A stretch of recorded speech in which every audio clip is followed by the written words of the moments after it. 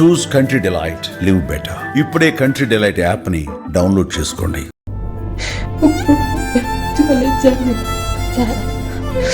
నన్ను ఎబ్రికి మస్కట్ కానీ ఎబ్రికి పంపించాడు సార్.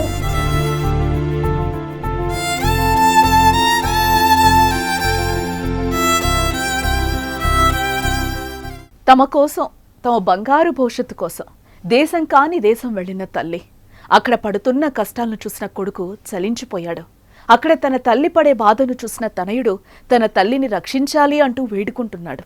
మా అమ్మను రక్షించండి, మీకు జీవితాంతం రుణపడి ఉంటానంటూ కన్నీరు పెట్టుకుంటున్నాడు.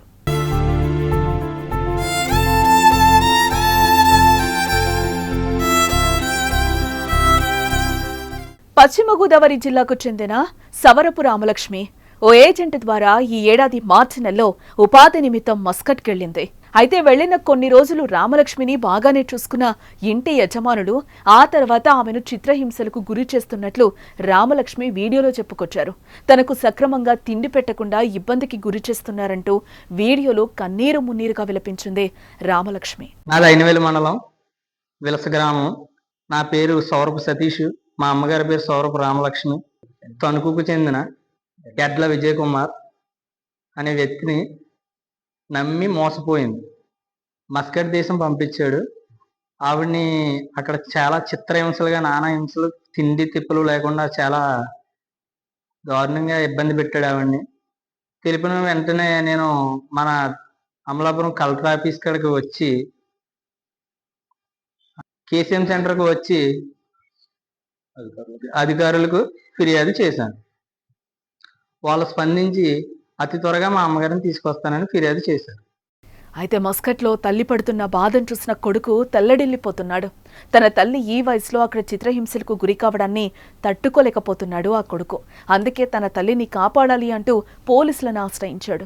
తన తల్లిని తణుకుకు చెందిన ఎడ్ల విజయ్ కుమార్ అనే ఏజెంట్ మోసం చేసి తీసుకెళ్లి మస్కట్కు పంపించారని, అక్కడ తన తల్లిని అనేక కష్టాలు పెడుతున్నారని, వెంటనే స్వదేశానికి తీసుకురావాలని వేడుకుంటున్నాడు కొడుకు సతీష్.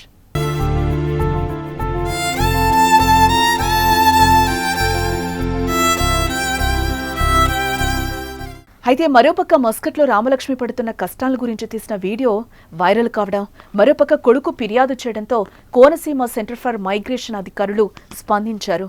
తక్షణమే భారత రాయబారం కార్యాలయం నుండి 2 రోజుల్లో ఇండియాకు తీసుకొచ్చేందుకు ఏర్పాట్లు చేస్తున్నట్లుగా Konaseema centre for migration nodal అధికారి డిఆర్ఓ బిఎల్ఎన్ రాజకుమారి వెల్లడించారు. మైగ్రేషన్ సెంటర్ ఈ కోనసీమ జిల్లా నుంచి ఎక్కువ శాతం మంది కువైట్, మస్కట్, ఖత్తర్ ఇట్లా వెళ్ళటం ఉద్యోగరీత్యా జరుగుతుంది ఇక్కడ. దానిలో అక్కడ పడుతున్న ఇబ్బందులు గమనించిన గౌరవ కలెక్టర్ గారు సహృదయంతో, మంచి దయాహృదయంతో వాళ్ళందరినీ కూడా ఒక ఒడ్డుకు చేర్చాలి. సావరపు రామలక్ష్మి గారు ఆవిడ అక్కడ వాళ్ళు పెట్టే హింసలు భరించలేక ఇండియన్ ఎంబసీని ఆశ్రయించి వాళ్ళ ఆధారంలో ఉన్నారు. ఆవిడ ఆ ఎంబసీని మేము కాంటాక్ట్ చేయడం జరిగింది. వారు కూడా ఆవిడ సంరక్షణ ఇచ్చి రేపు మార్నింగ్ ఆవిడని ఇండియా పంపించడానికి ప్రయత్నం చేస్తున్నారు.